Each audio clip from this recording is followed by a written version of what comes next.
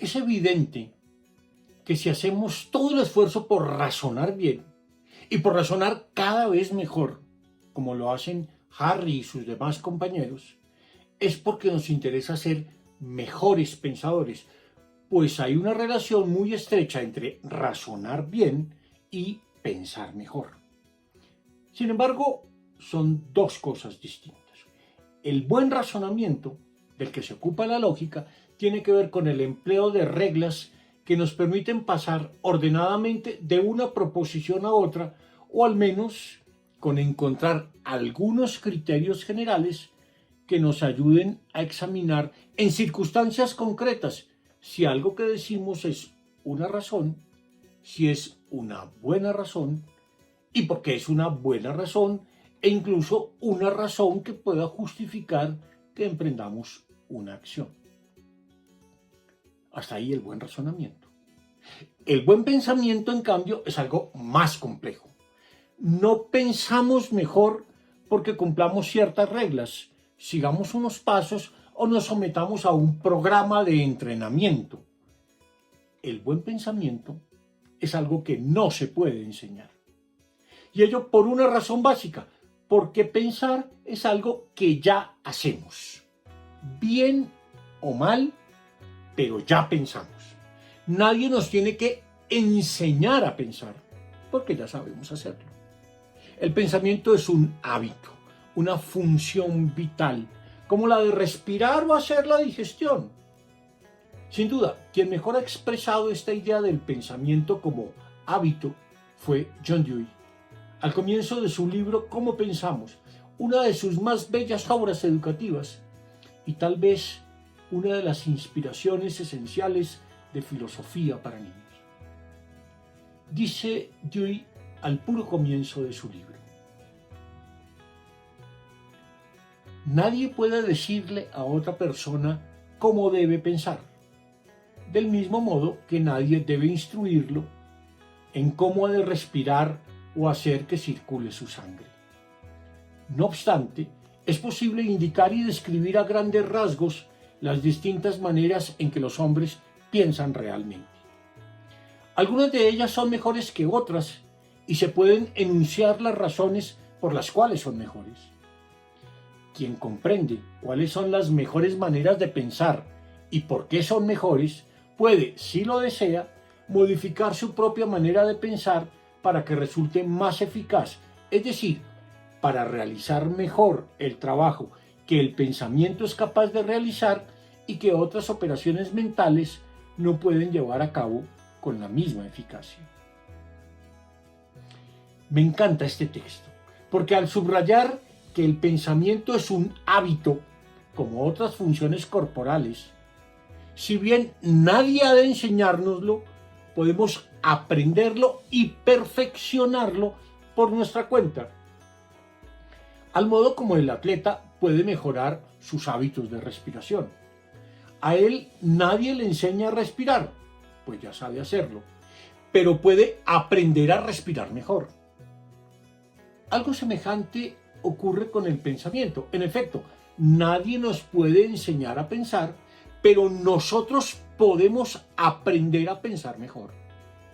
Y para ello requerimos, sugiere Dewey, antes que muchas reglas o un riguroso plan de entrenamiento, que son útiles y valiosos, muchísima atención y cuidado. Atención, por ejemplo, ya lo hemos dicho, a nuestros procesos, a nuestros actos mentales, a nuestro modo de razonar y a muchas otras cosas más. Y cuidado. Pero ¿cuidado de qué? Entramos aquí en un asunto crucial, el de la ética del buen pensamiento, es decir, el de las consideraciones éticas que debemos tener en cuenta para el buen uso del pensar. Son muchas las cosas que debemos cuidar si queremos ser mejores pensadores. Habría que empezar, por ejemplo, por nuestras percepciones. Quien quiere cultivar un buen pensamiento tiene que empezar por aprender a percibir mejor las cosas y por tanto debe potenciar y hacer más agudos sus sentidos. Debe aprender a mirar con cuidado, a escuchar con atención, a apreciar los olores, los sabores, las texturas de las cosas y debe darse el tiempo que requieren las buenas percepciones. Y cuando sea del caso, debe incluso crear instrumentos de observación más poderosos que sus 5 sentidos, que son muy limitados. Pero no basta con ello. Debemos cuidar también el acto de la comprensión. Comprender implica establecer relaciones entre cosas que son diversas. Y a la hora de establecer relaciones, tenemos que ser cuidadosos para que en el proceso de comprender no estén presentes las muy diversas cosas que nos suelen engañar. Ilusiones perceptivas, sesgos cognitivos, tendencias a creer en cosas no verificadas, errores de cálculo y de razonamiento y muchísimas cosas más que oscurecen la comprensión. Pero debemos cuidar también nuestros juicios y representación, pues de eso depende todo. Sin duda fue el estoico Epicteto, un esclavo durante la época del Imperio Romano, que escribió una bellísima obra, el Enquiridion. Fue Epicteto quien nos enseñó que en último término lo que depende de nosotros, aquello en que puede estar cifrada nuestra vida y nuestra felicidad, no son otra cosa que las representaciones que tengamos de las cosas. La muerte, por ejemplo, la muerte es un hecho natural y como tal no es un mal en sí mismo. Y si le tememos a la muerte es solamente por el modo como nos la representamos. Si cuidamos nuestras representaciones, es decir, los deseos, los impulsos, las aversiones y los juicios, no solo cuidamos del modo como pensamos, cuidamos sobre todo del modo como vivimos, pues pensamos según sea nuestra vida. Desde luego también debemos cuidar nuestras decisiones y acciones. Ellas están claramente vinculadas a nuestros procesos de pensamiento, pues nuestras percepciones, comprensiones y juicios tienen efectos reales sobre el modo como afrontamos las cosas y como actuamos de modo habitual. Por ello, solo podemos cuidar lo que decidimos y hacemos cuidando lo que pensamos. Por todo lo anterior, le resultaba a todos tan preocupante el caso de Daniel, no solo porque tenía representaciones que no eran apropiadas y una comprensión que era insuficiente, sino porque esto lo llevaba a emprender acciones y a tomar decisiones absurdas que él mismo no entendía. Daniel ni siquiera podía percibir con claridad todas las cosas que ocurrían a su alrededor, pues a tal punto estaba atrapado en la educación autoritaria de sus padres que estaba totalmente cegado para ver y comprender. El buen pensamiento no es solo habilidad o capacidad lógica, es sobre todo un asunto de cuidado de nuestros procesos mentales. Pero cuando hablamos de consideraciones éticas sobre el buen pensamiento, no podemos dejar de lado que muchas de las cosas que hacemos al pensar son derechos que hemos ido construyendo los hombres en el curso de los siglos. Me refiero a derechos como el de expresar y hacer públicas nuestras opiniones o el de obrar de acuerdo con nuestra propia conciencia. Estos derechos ligados al ejercicio del pensamiento son una conquista histórica propia de los siglos modernos. Muchos de esos derechos no existían en el mundo antiguo y medieval. Así, por ejemplo, los derechos a discutir abiertamente las ideas, a pensar por nosotros mismos, a elegir nuestras creencias, no parecen ser tan naturales como a veces tendemos a creer. No es extraño entonces que haya todavía muchas personas a quienes les cuesta reconocer estos derechos, como ya lo vimos en el caso de Daniel. Cada uno de estos derechos, lo mismo que los derechos de las mujeres, de los niños, de los animales, etc., son el resultado de una larga conquista histórica. En las sociedades tradicionales imperaban las obligaciones y deberes de los súbditos. mientras que las sociedades modernas se construyen a partir del reconocimiento de los derechos y deberes de los ciudadanos. En la China tradicional, por ejemplo, había un muy fuerte culto a los antepasados y se exigía a cada súbdito el cumplimiento de rituales estrictos. En muchas sociedades tradicionales había esclavos carentes de derechos, pero llenos de obligaciones. En muchos regímenes, incluso actuales, no se permite a los ciudadanos discutir las decisiones de las autoridades. La auténtica democracia no es solo un asunto de poder elegir a nuestros gobernantes mediante el voto popular, es sobre todo la idea de un sistema que salvaguarde de forma efectiva nuestros derechos y libertades, especialmente aquellos que hacen posible el pensar libremente. Subrayo este punto porque tiene un vínculo estrecho con la formación para el buen pensamiento.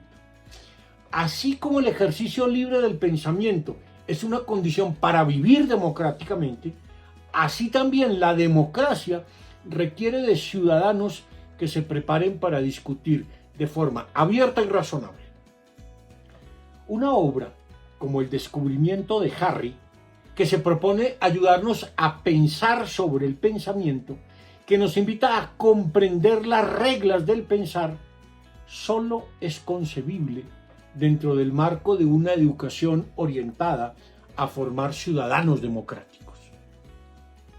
Sin embargo, ese derecho fundamental que asiste a todo ciudadano en una democracia, el derecho a discutir las ideas de otros y a que se discutan sus propias ideas, tiene un trasfondo filosófico, el del permanente examen de nuestras propias ideas que nos recomendaba Sócrates al decir que una vida sin examen no merece ser vivida.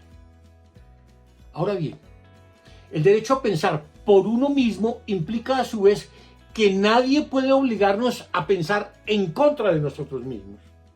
Pero esto, en vez de hacer absolutos nuestros pensamientos, nos hace responsables tanto de lo que pensamos como de las consecuencias que se siguen de pensar de una cierta manera, de defender una idea o de tomar una decisión. Cada derecho, como vemos, comporta a la vez que otros derechos una serie de obligaciones específicas. Así, por ejemplo, el derecho a pensar por nosotros mismos implica el derecho que tenemos a elegir nuestras creencias religiosas, políticas, culturales, morales, etc. Pero esto mismo, a su vez, nos impone a todos la obligación del respeto a otras creencias y costumbres, a otras ideas religiosas, políticas, culturales, morales, etc. Mi derecho a pensar libremente me implica tolerancia hacia quienes piensan distinto de mí. Esto, por cierto, no es algo que se aprende en abstracto, a través de lecciones teóricas.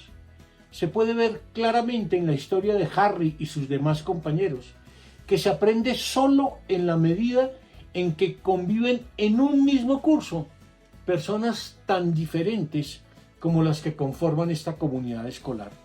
Personas de distintos orígenes étnicos, con distintas creencias, con historias familiares muy diversas, con intereses vitales muy distintos.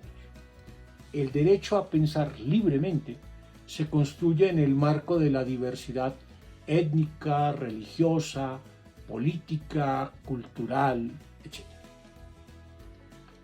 El buen pensamiento es entonces una condición de la buena ciudadanía. Es decir, para ser buenos ciudadanos no basta con que respetemos las leyes, no cometamos delitos o cumplamos con las obligaciones propias de ciudadanos. Se requiere que hagamos una contribución específica a la sociedad en la cual participamos. Sea esta la pequeña sociedad de la familia, del grupo de amigos, de los colegas de trabajo, o incluso la sociedad concebida en un sentido más amplio, el municipio, la provincia, el país en el que vivimos, o incluso el mundo en su totalidad. En cuanto a ciudadanos, tenemos obligaciones ineludibles. Por ejemplo, debemos pagar impuestos, colaborar con las autoridades cuando éstas nos requieren. Registrar los eventos fundamentales de nuestra vida, el nacimiento, el matrimonio, incluso la muerte. Y además de obligaciones, tenemos una responsabilidad con las futuras generaciones. Tenemos la responsabilidad de dejarles un mundo mejor. Los que además somos educadores, como seguramente lo son muchísimas de las personas que ven estos videos, los que somos educadores, somos conscientes de que cumplimos una función social y nos corresponde formar a las nuevas generaciones dentro de ideales de vida que sirven de guías en nuestra sociedad. Debemos formar en nuestros estudiantes y en nuestros hijos un sentido de la justicia, de la verdad y el respeto por los otros, sin los cuales es imposible que una sociedad progrese y se haga cada vez más humana. El profesor Pardo no olvida esto y por eso le responde a Marcos que él tiene que actuar siguiendo normas, procedimientos y rituales, como el del saludo a la bandera, que él no se ha inventado, pero que le corresponde hacer cumplir. Y que como educador está obligado a enseñarles a los niños y a los jóvenes las expectativas que la sociedad tiene con respecto a ellos. La democracia es un modo de vida personal y la contribución que podemos hacer a ella es también estrictamente personal. Cada uno contribuye a la democracia desde el lugar en el que se encuentra, desde su profesión u oficio, desde sus posibilidades como individuo y sobre todo desde el respeto a los derechos de los demás ciudadanos y el cumplimiento de sus obligaciones. Pero hay una contribución esencial que a todos nos corresponde hacer, la que podemos hacer al ejercer un pensamiento libre, es decir, en cuanto defendemos nuestros derechos y creencias y hacemos el esfuerzo por compartir nuestras opiniones y confrontarlas con otros. Por ello es tan necesario el derecho a la libre opinión, pues no es solo el derecho que tiene cada uno de comunicar sus pensamientos a otros, sino es también, y esto es muy importante, el derecho que tiene la sociedad en su conjunto a enriquecerse con las perspectivas de cada uno. Una sociedad que no deja que sus individuos se expresen libremente se empobrece a sí misma, se empobrece y se embrutece. Cuando los niños y jóvenes aprenden desde el comienzo a compartir y discutir libremente sus opiniones y practican la mutua tolerancia, están contribuyendo a hacerse mejores ciudadanos y están enriqueciendo el entorno democrático en que desarrollan sus vidas. Pensar mejor es una obligación esencial de la vida democrática, pues una sociedad realmente democrática no es aquella en donde todo funciona a la perfección, sino aquella que cuenta con los errores y los defectos de las personas y las instituciones, porque tanto las personas como las instituciones no nos las sabemos todas desde el principio, sino que tenemos que ir aprendiendo progresivamente. Los conflictos son necesarios en cuanto nos ayudan a crecer y a encontrar nuevas perspectivas. Son como obstáculos que se nos ponen en el camino, pero que nos obligan entonces a elevarnos por encima de nosotros mismos. El modelo que se nos ofrece en el descubrimiento de Harry sobre cómo se va desarrollando una comunidad de jóvenes capaces de pensar de forma autocorrectiva es el modelo de una comunidad democrática ideal que encuentra en el ejercicio filosófico la mejor forma de dar significado a sus vidas compartidas. En las sociedades democráticas, a veces las reglas vigentes entran en conflicto con un sentido primordial de la justicia. Todos sabemos que hay situaciones que, aunque puedan ser legales, son en sí mismas injustas. Durante muchos siglos, por ejemplo, existió la esclavitud. Esta no solo era socialmente aceptada, sino que se le justificaba por razones económicas y sociales, y en muchas culturas estaba legalizada. Pero no por ello, no por ser legal, la esclavitud dejaba de ser una institución radicalmente injusta. Las sociedades democráticas reconocen que las creencias y costumbres de los pueblos y de las personas van cambiando con el tiempo y que lo que ayer parecía legítimo, hoy puede no serlo. Hasta hace un tiempo eran normales en muchos países las corridas de toros. Hoy en muchas partes se les considera un acto de crueldad con los animales. Lo que ayer parecía normal, hoy nos resulta inaceptable. Si a este hecho le sumamos el derecho que tenemos todos a no obrar en contra de nuestra conciencia, surge de allí otro asunto fundamental, el de la objeción de conciencia, de la que hablarán Susie y su padre al final del capítulo 11 del descubrimiento de Harry. Cuando Susie insinúa que Daniel debió hacer el saludo a la bandera simplemente porque las reglas son las reglas, sugiriendo que todos debemos siempre y en cualquier circunstancia respetar las reglas establecidas, pues estas no deben admitir excepciones. Su padre le recuerda que nadie está en condiciones de obligar a Daniel a que haga algo que vaya en contra de su conciencia. Así esta conciencia esté deformada por la educación autoritaria que ha recibido.